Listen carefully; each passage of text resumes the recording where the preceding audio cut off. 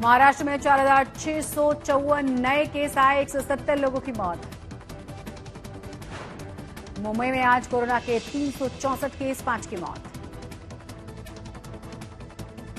BMC की मुंबई घरों से अपील, तीसरी लहर की आशंका को देखते हुए लक्षण दिखने या कोरोना मरीज के संपर्क में आने के बाद तुरंत टेस्ट कराएं।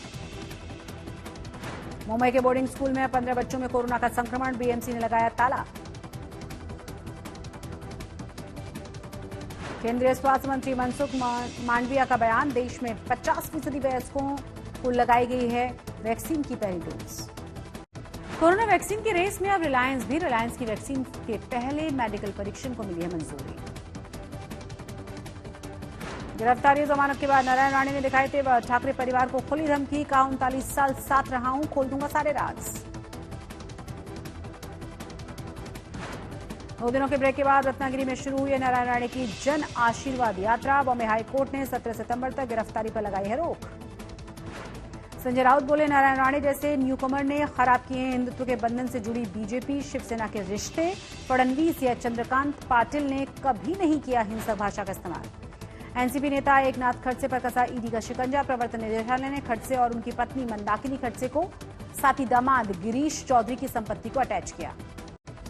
ईडी ने अटैच की है 5.73 करोड़ की संपत्ति। 2016 के पुणे के लैंड डील मामले में जुड़े मनी लॉन्ड्रिंग के केस में जांच कर रहा है ईडी।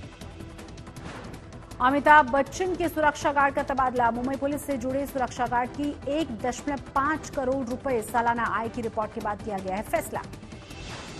हालांकि मुंबई पुलिस का कहना है कि 1 महीने पहले एक जगह 5 साल पूरे कर चुके सभी पुलिसकर्मियों का किया गया था ट्रांसफर, इसीलिए उसे अमिताभ के साथ लगे पुलिसकर्मी का भी रूटीन तबादला किया गया है। मुंबई में एंटी नार्कोटिक्स सेल को बड़ी कामयाबी मिली, करीब 4 करोड़ की कोकीन के साथ नाइजीरिया के एक शख्स को गिरफ्तार किया गया। डोंबिवली में निर्माणाधीन बिल्डिंग से 78 एयर कंडीशनर चुराकर सड़क पर फेरी लगाकर बेचे गए, 5 आरोपी गिरफ्तार। नासिक में किसानों ने टमाटर के फसल को किया है बर्बाद, 2 रुपए प्रति किलो बिकने से नाराज।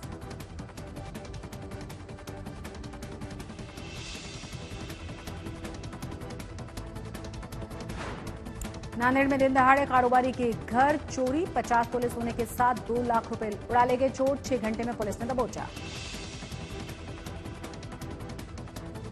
केजरीवाल सरकार ने सोनू सूद को देश के मेंटोर कार्यक्रम का बनाया है ब्रांड एम्बेसडर, गरीब और प्रतिभावान बच्चों को दिशा दिखाएंगे सोनू सूद।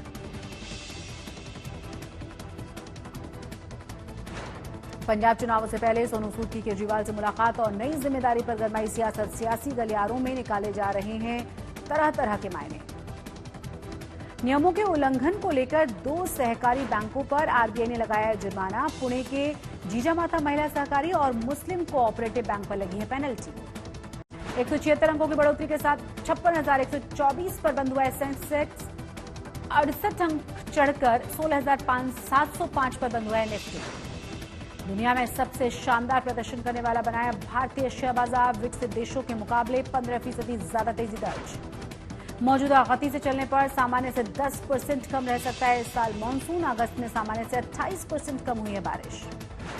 बैंक अधिकारी संघ ने सरकार की एनएमपी योजना का किया है विरोध, कहा इससे अर्थव्यवस्था को नुकसान होगा, कुछ बड़े कोऑपरेटिव्स को फायदा होगा। सीएमआई के आंकड़ों के मुताबिक फिर से बढ़ी है बेरोजगारी, 7.88% हुआ है आंकड़ा।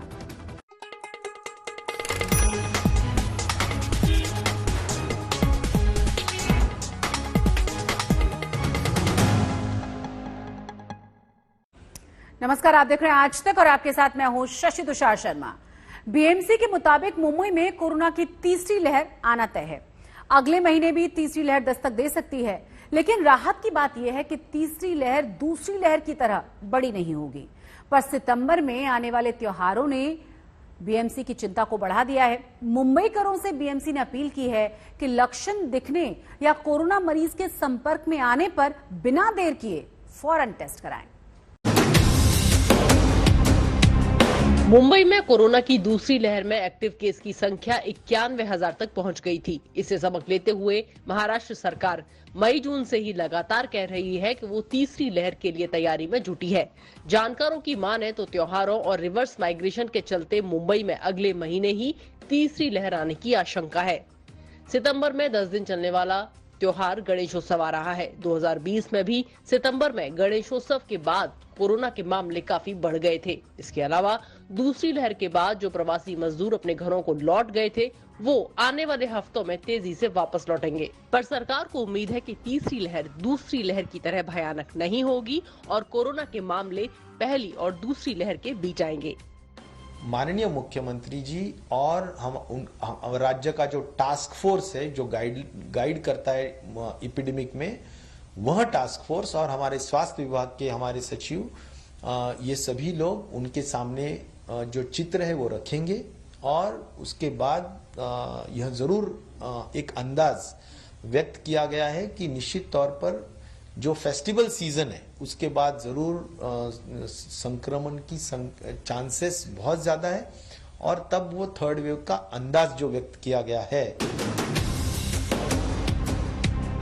तीसरी लहर में कम केस आने की जो संभावना जताई जा रही है, उसके पीछे बड़ा कारक है वैक्सीनेशन, जो पहली लहर में तो था ही नहीं और दूसरी लहर के दौरान भी बहुत सीमित था।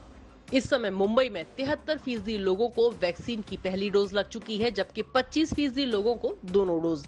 बीएमसी प्लान कर रही है कि ज्यादा से ज्यादा लोगों को दूसरी डोज देने के लिए हफ्ते के कुछ दिन दूसरी डोज के लिए रिजर्व रखे। उधर मुंबई के कांदिवली की एक सोसाइटी में कोरोना के 17 संक्रमित मरीज मिलने से हड़कंप मच गया है। हालांकि राहत की बात यह है कि 17 मामलों में से 10 मरीज ठीक हो चुके हैं, 2 अस्पताल में भर्ती हैं।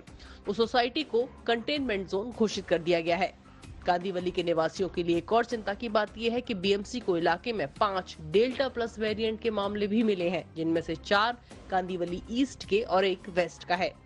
जिन भी बिल्डिंगों से डेल्टा प्लस मामले मिले हैं उन्हें भी सील कर दिया गया है। इसके अलावा मुंबई के एक बोर्डिंग स्कूल के 22 छात्र पॉजिटिव मिले हैं। बीएमसी ने स्कूल को सील कर दिया है। मुंबई आगरीपाड़ा में अनाथ आश्रम के 22 बच्चे कोविड पॉजिटिव पाए गए। सरकार की तरफ से इस तरह के जो ऑर्फनेज हैं वहाँ पे समय समय पर RT-PCR टेस्ट कराया जाता है।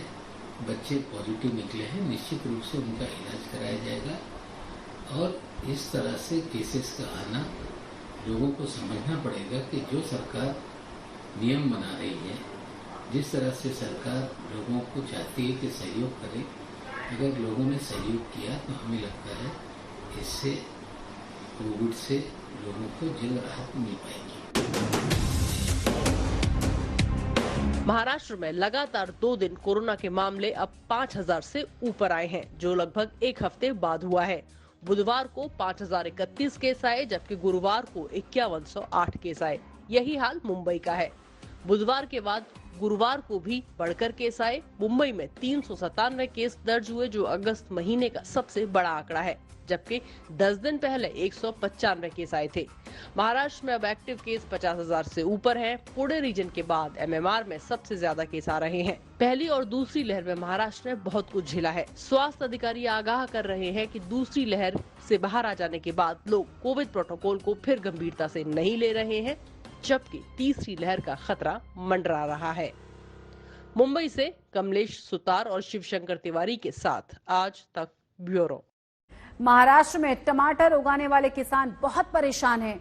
टमाटर का उत्पादन मांग से ज्यादा हुआ है। मंडियों में टमाटर का थोक दाम 1 रुपए किलो से भी कम है।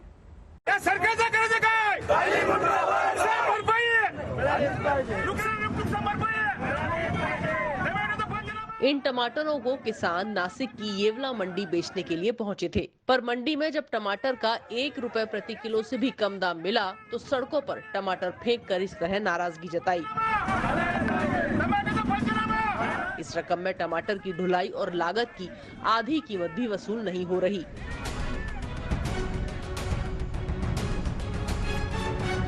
येवला तालुका के अंदारसोल गांव के युवा किसान आदित्य जाधव ने भी अपने टमाटर सड़क पर फेंक दिए। इन्हें 25 रुपए किलो के बॉक्स के 30 रुपए मिल रहे थे, जबकि रिटेल में टमाटर का दाम 25 से 30 रुपए किलो है।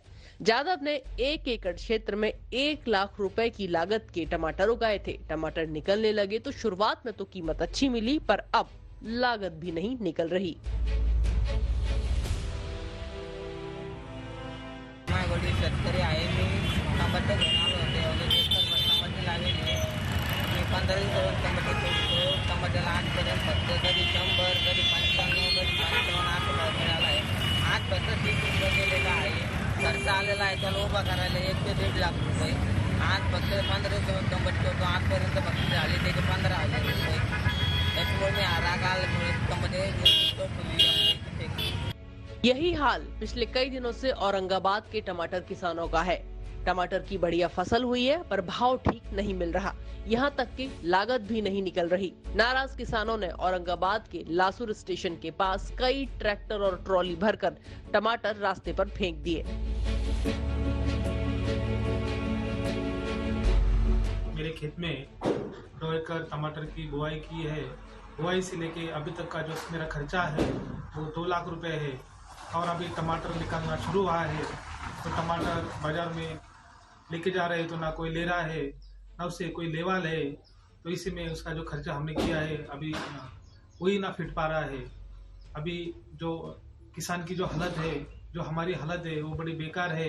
एक तो किसान पहले से ही कर्ज के बोझ में दबा हुआ है, अब जब उसका पैसा नहीं बन रहा है तो उसको नाउमीदी और अंधकार के अलावा कुछ नहीं दिख रहा है। मैं मेरे पर से विचार करके बोलता हूं कि मेरे किसान भाई आत्महत्या किस वजह से करते हैं कि मेहनत करने के बाद, पसीना बहाने के बाद, सब कुछ करने के बाद अगर इस पर ये बात आती है तो वो क्या करेगा। एक फैक्ट्री के अंदर का कचरा कूड़ा भी बिक जाता है और किसान की मेहनत की कमाई नहीं बिक रही है। यही हाल सोलापुर के किसानों का है। किसान खेत से टमाटर को मंडी तक नहीं लेकर जा पा रहे और फेंक रहे हैं। महाराष्ट्र के पूर्व कृषि मंत्री सदाभाऊ खोत ने सरकार से मांग की है कि टमाटर किसानों को 1 हेक्टेयर के लिए 50,000 रुपए का मुआवजा दिया जाए। आज टमाट्याचा भाव हा मातीमोल झालेला आहे।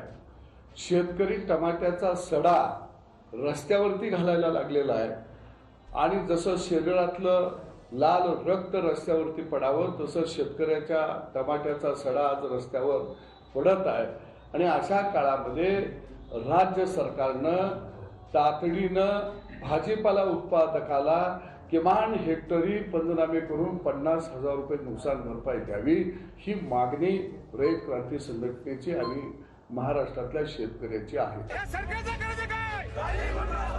नासिक से प्रवीण ठाकरे, औरंगाबाद से इसरार चिश्ती और सोलापुर से विजय बाबर के साथ आज तक ब्यूरो। कैबिनेट मंत्री और बीजेपी नेता नारायण राणे के शिवसेना पर हमले रुकने वाले नहीं नजर आ रहे।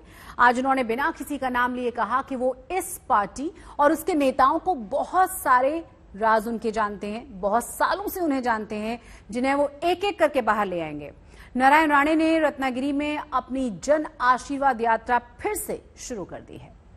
कसली भाषण करता मला घसा ठीक होऊ मी मग सोडणार नाही, काय करायचं ते करा। आता जुन्या गोष्टी काढणार काढा ना, 2 वर्ष झाली शोधतायत नाही मिळालं। आम्हाला जुन्या गोष्टी माहिती आहेत। रमेश मोरेची हत्या कशी झाली, त्याचं कारण काय आहे, ज्या जाधव याची हत्या झाली त्याचे कारण काय आहे माहिती। आपल्या बंधूच्या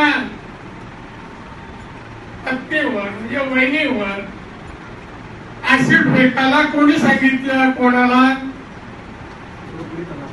आणि संस्कार असे समजले। आपल्या भावाच्या पत्नीवर ऍसिड फेकलं, बऱ्याच टप्प्याटप्प्याने मी काढलं, टप्प्याटप्प्याने